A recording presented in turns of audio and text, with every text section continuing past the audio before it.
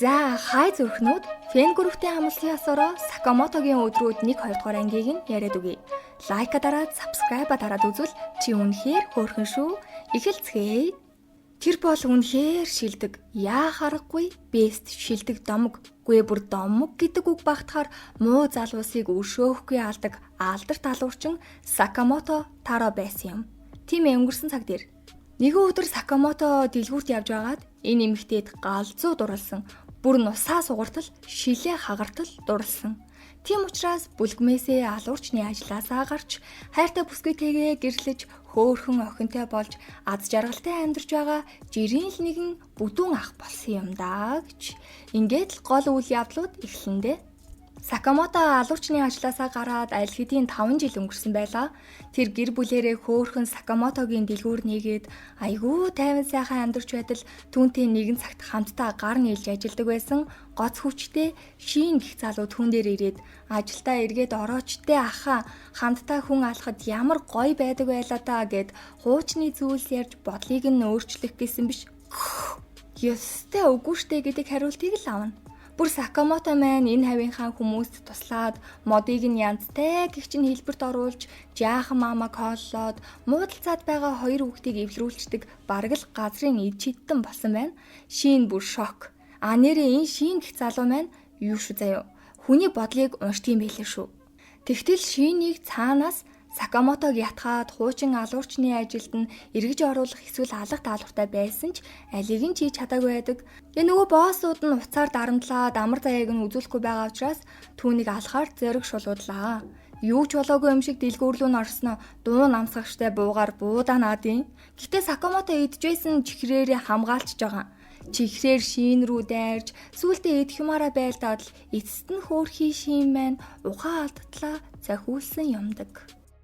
Сэрэд харахад энэ гэр бүл ямар гоё, үнэхээр гоё уур амьсгалтай, хайр гэж инэл байх гэх мэдрэмжийг эхнэрийнх нь хоолноос тэдний хоорондоо харилцаж байгаа үйл хөдлөл бүх зүйлээс нь мэдэрч түүнийг аз жаргалтай хിവэр нь орхиор шийдлээ. Тэгээ шин маань босс дээрээ очиод Сакамото ахыг л тайван байлгачих гуйжин тэр хүн хайраа олсон байсан оронд нь би үхээд үгүй гэдэл баг яг үхэх гэсэн чинь босс нь дотроо тэг чи үх чамааг үхний дараа Сакамотог заавал ална гэсэн бодлыг нь уншаад үхсэн чамаагүй маш олон залуустай тулалдана.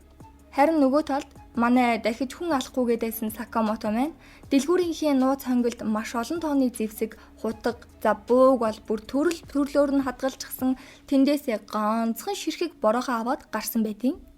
Тэг шин маань азар хүний бодлыг уншдаг болохоор нилээн тэр олон хүмүүсийн эсрэг тулалдаж тиснэ. Энэ хэрчээрээ 2 магазин сумаа дуусгаад байж итл баригдаад тэгээ алуулахын даваан дээр домогт Сакамото маань бүгдийг нь борохойдоод заримийнх нь бүр буудсан сумыг савхаараа зогсоох жишээний. Ер нь л яаж дайрсан огт нөлөөлөхгүй бүр нэг гарыг дарвайтал нь алгатаад шүднүүдийг нь суг. Ер нь бол шиний гар буунд цаадах чинь байршил тогтоогч л суулгацсан байсан юм лээ. Аюулд орсныг нь анзаараад ингээд манай шин алуурчны ажилласаа гарч Сакамотогийн дэлгүүрт туслах худалдагч боллоо.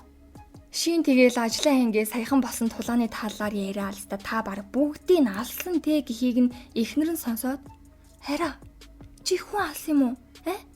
Дүрмээ зөрчүүл юу болохыг мэдж байгаа үсттэй.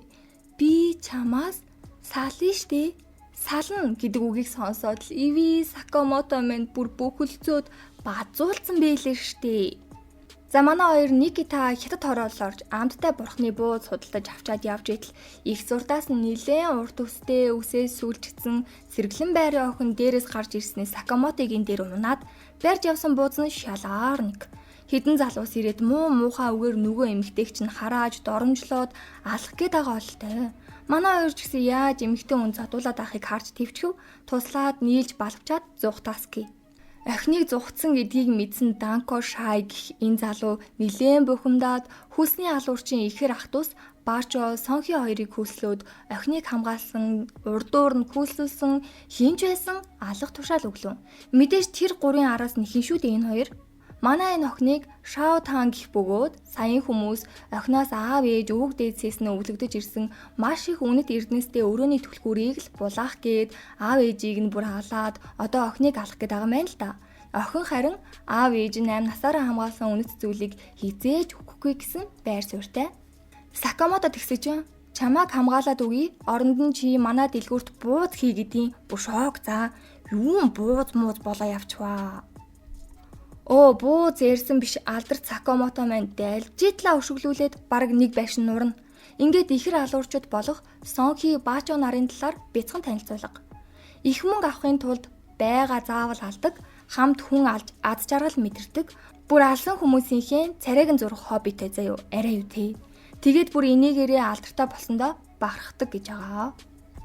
Шаотан шин хоёр руу нөгөө хоёр чинь дайрж яхад Сакамото маань аль хэдийн ирцэн дээврийг нь цөмөртөл цогтیں۔ Тэгсэн чинь нөгөө хоёр нь ийм байх боломжгүй. Дээвэр зүгээр мараалын элэгдэлд ороод хөвгсрөөд муудсан байсан байх гэд охиныг түлхүүрээ өвчүүл ядаж та нарыг гоёалж үгэн жигшиг юу гсэн ч үгийн те. Тэгээ энэ үед Сакамотогийн дурлалын түүх гарнаа. Тэр энэ бүсгүйдээ үнэхээр хайртай болоод хүн алсан ч бүр цусандаа гутгалдаад бэлэг аваад ирдэг байж. Тэгээ энэ бүхнийг харсан Аои эхнэр нь уурлаад хүн алдаг бол надтай дахиж хизээж битгий уулзгээд бүр дээврээс үсрээд за. Сакамото араас нь үсрээд ёо кино. Үгүй аним. Засан дээр газардсныхаа дараа хараа чи харсан уу? Намайг сая үгсэн бол харамсан эцтэй. Яг үүнтэй адил өөр нэгэн хүн өөхөх юм бол бас нэгэн хүн харамсна. Тиймээс ахиж хүн алахгүй. Харин хүмүүс туслана гэж ихнэртэй амлалт өгсөн учраас энэ Шао Танг гэх охиныг аврах гээд байгаа юм байл шүү за. Ингээд Сакамототой ихэр ах дүүс үзэлцвээ. Үгүй тэгэд барахгүй л дээ чааваас. Энэ нөгөө хоёр ч бүр ихнийхээ хүчтэй дайралтаа хоёулаа хийсэн ч зүгээр Сакамотогийн хүзүүн хөдөлгөөнөөс болоод жоохон гүшсэн байв.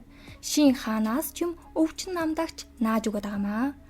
Дараагийн хүн амьд үлдэхээргүй дайралтаа ихэр ах дүүс хийлээ. Дахиад л юуч болсонгүй. Энэ удаа Сакамотогийн гар нь л жоохон өвдлөө. Шин бас хаанаас ч юм шархны лент авчраад нааж өглөө. Үнэн хөвгөлтэй байгаас тээ. Тэгээ Шао Тан энэ бүхнийг хараад гайхаад та ирчээ хийм бэ гэсэн чинь бид зүгээр л дэлгүүрийн худалдагчд гэж авс. Мэдээж Данко шай дээр манай гурав очиод ихэр ах дүүсийг нэг сайн сануулга өгөөд буцааж энэ гарыг ч бас дарвайтлна. Гэхдээ бүр дарваахын дээд хүртэл нь зодоод үнэт эрдэнэс байгаа газар руу ороход битүү алт мөнгө өв уламжлагдан ирсэн олон сайхан зүйл сайлаа. Шао Тангийн аавынх нь түүнд үлдээсэн зүйл нь түүнийг том болохоор нь хамт уух сархат байсан тул манай гурав хамт хувааж уугаад маргааш нь шартаас гээ. Ингээд Сакамотогийн дэлгүүрт шин худалдагч Шао Тан бууз хийх ажилтнаар орсон бол нөгөө талд алуурчдын холбооноос энэ бүдүүн хүнийг алсан хүнд 1 тэрбум йен өгнө гэсэн зүйлсийг ярилцаж байлаа. Ингээд Сакамотогийн өдрүүд анимегийн эхний 2 анги дуслаа. Тэгээ дараагийн ангийг нь гарахаар нь ярьж өгнө. Та нарт ямар санагдсан бэ? Сэтгэгдэл хэсэгт бичээрэй за. Зүрх.